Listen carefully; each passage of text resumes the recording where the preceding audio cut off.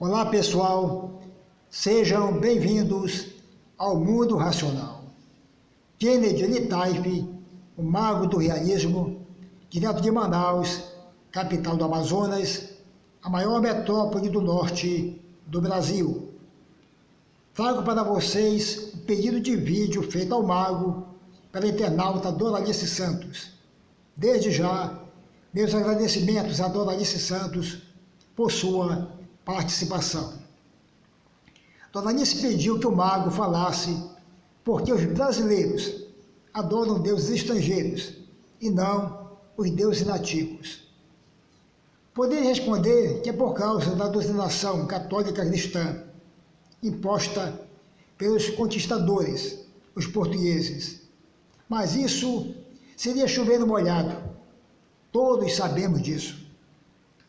A minha pretensão nesse vídeo é compartilhar com vocês um pouco da história do Brasil nessa questão.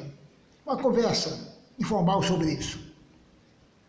Os nossos deuses tupiniquins são escanteados em prol dos deuses dos conquistadores.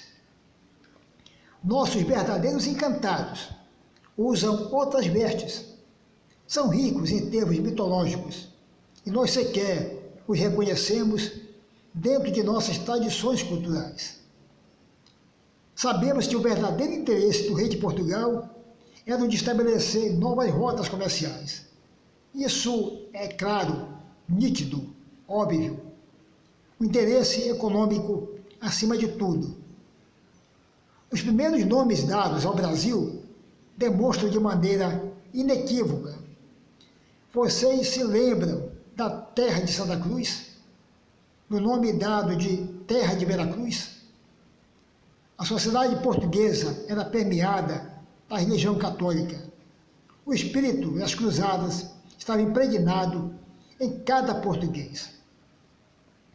As caravelas de Cabral ostentavam a cruz da Ordem de Cristo em suas grandes velas. Até o próprio rei de Portugal era grão-mestre da Ordem de Cristo.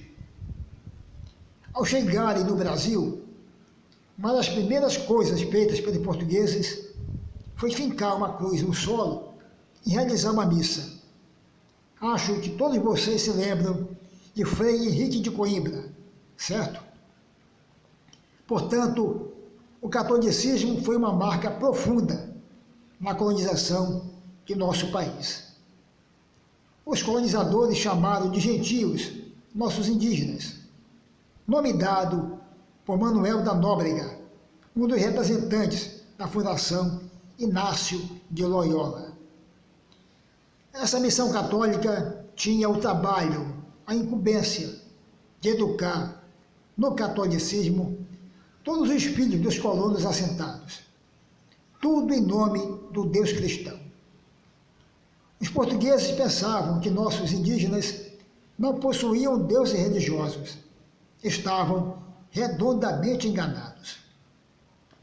Descobriram mais tarde a estrutura ritual religiosa que nossos indígenas, especificamente os tupinambás. O principal foco dos religiosos portugueses era o de doutrinar os nossos índios na fé cristã. Os portugueses abominaram o que viram na cultura indígena. Tinha a poligamia, a antropofagia e o andanu. Para eles, andanu era natural, não tinha problema nenhum. Eles achavam que esse trabalho seria muito fácil, ledo engano. Acreditavam que os índios não tinham deuses. Uma frase de Manuel da Nóbrega demonstra isso claramente. Abre aspas para Manuel da Nóbrega. São como papel branco, onde podemos escrever à vontade. Fecha aspas. O trabalho não foi fácil. Mudaram de ideia ao observar os índios em suas cerimônias. Achavam que os mesmos adoravam o demônio. E por causa dessa crendice, o feito seria muito perigoso. No fundo de tudo isso, além da intenção de catequizar os índios, eles queriam que os mesmos servissem de mão de obras nos canaviais na colônia. Os índios resistiram bravamente a essa ideia escravagista. Havia uma guerra declarada entre os padres jesuítas e os apresadores de escravos, os chamados mamelucos.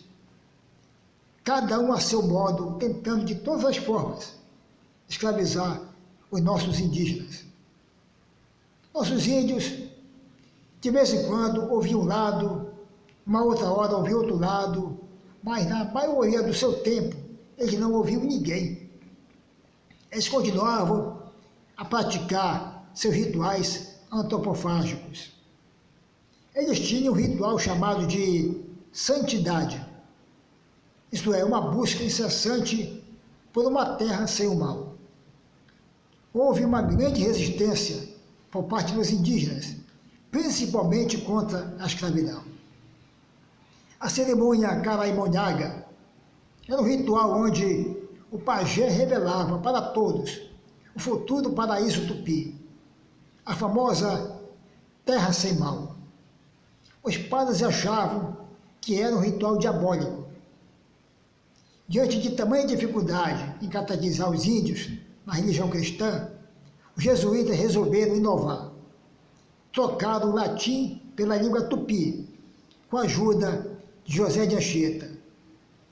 Tentaram de tudo, desde peças teatrais, demonizando os deuses indígenas, tentando de todas as formas mostrar aos índios que o Deus verdadeiro era o judaico-cristão.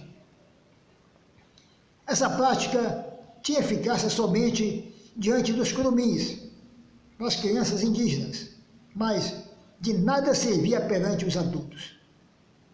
Os índios, costumeiramente, questionavam o Deus católico. Um grande exemplo disso foi o índio Silvestre. Ele tinha um posicionamento muito forte, esse índio.